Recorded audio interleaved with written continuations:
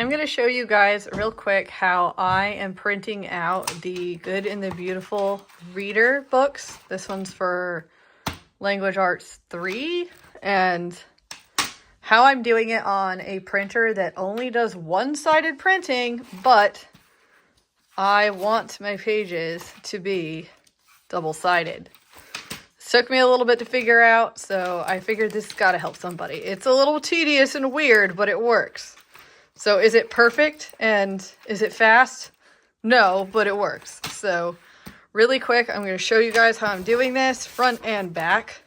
Okay, I'm like halfway, well, I'm part of the way through it. So, okay, so you're going to be printing these in like sets of 4. It's a little bit weird to wrap your head around at first. So I'm in the Foxit app PDF printer thing, but you can use whatever you want, I suppose. So right now I just did what, page 27, 28, 29, and 30. Okay, so I need to go to the next one. So it's page 31 here, okay, but it's actually page 38 as far as like printing pages goes. So we need 31, 39, 40, and 41. But this is the part where it gets kind of weird, okay? So you want the next page to be here, and then the next one, and then the last of the 4 here. So that way when you cut it, they're on the right sides when you flip the page. So what I'm going to do, here's the confusing part, so you might need to rewind this a couple times. So I need, what did I say? Page 31 is my next page. So I'm going to print, remember, it's actually 38 and 41 that I'm going to need. So I'm going to print, I switch it to landscape, and I'm on multiple pages per sheet. Pages, and I'm going to say I want page, so 41 is going to come first because you want it to be on this side, and then not the dash because you don't want through, that will just make it not work. So what, 41 and 38. Okay, so that's what I'm going to print on the first side. And now, before I forget my numbers, while that part's printing, I'm going to set it up for the next one, which is going to be, what did I say it was? 39 and 40. So this one you can do the dash. So 39 through 40. Okay, don't hit print yet because now we need to go flip over our printer. Pay no attention to where my printer is right now because my whole kitchen has become like a printing station at this point because I'm printing out all the workbooks and stuff. Okay, so now we want to flip it over, okay? So it came out like this, and this is the printer I have. And we're going to pick it up. Don't turn it or anything. We're just going to put it in like so. So the same direction, just with the white part facing up, okay? Now we are going to hit print.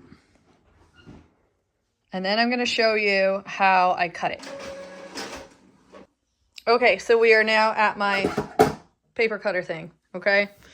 And as you can see, we've got 31, 32, 33, and 34. So I'm going to try to hold a phone and use a paper cutter at the same time. I don't recommend this. All right, I might have to... Hopefully this works without destroying my page. Okay. Now we've got our 2 pages. Now I take it over to my next station I got going on. And then obviously I have other pages to put in my book, but I'm gonna punch this one to give you an example.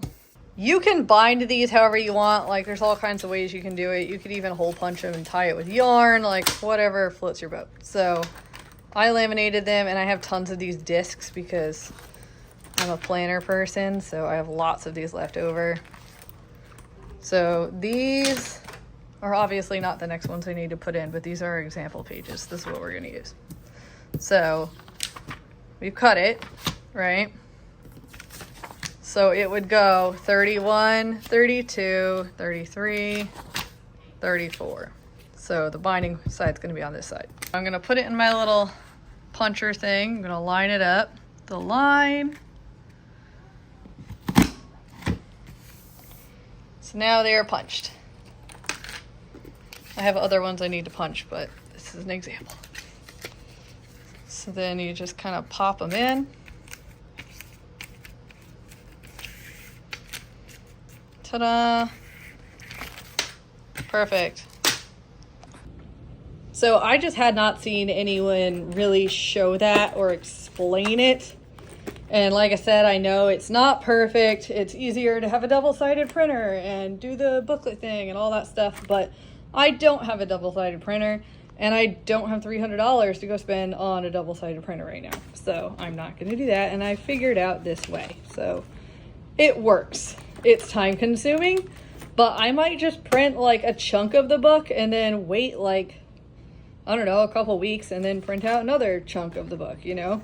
Because that's the really cool thing about the discs is you can add things in and take them out as you want.